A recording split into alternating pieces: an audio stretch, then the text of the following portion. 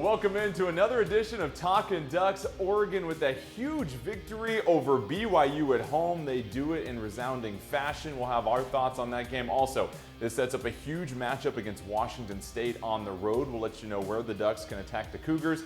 Plus, we'll take a deeper dive into Bo Nix and what Oregon needs from him the rest of the way. But let's get set for our opening drive, brought to you by Les Schwab Tire Centers.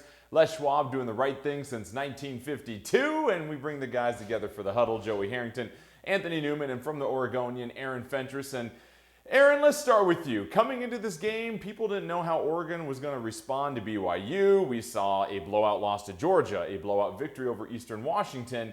You get a chance to show yourself against a ranked team, and this was one of the more decisive wire-to-wire victories for Oregon that we've seen in years, it feels like.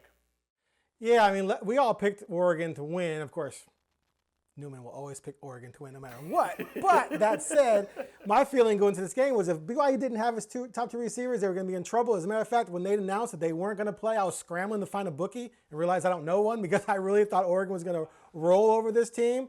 And they did everything, once again, that you would want them to do. They looked really, really good in every phase of the game against a good football team, regardless of who they were missing. BYU was a good team. They just beat Baylor. So you walk away from this game saying, wow, these guys are definitely good, regardless of what happened against Georgia, because Georgia's just a different beast. But I thought Oregon looked really, really tough, all phases of the game. Very impressive. Joey, what'd you learn from this one? I learned that Oregon can play some defense. I mean, that's for sure. That defensive performance in the first half was as good as. I mean, Anthony, help me out here. I can't think of any games that have been that decisive defensively. I mean, they tackled well. They rallied to the ball. I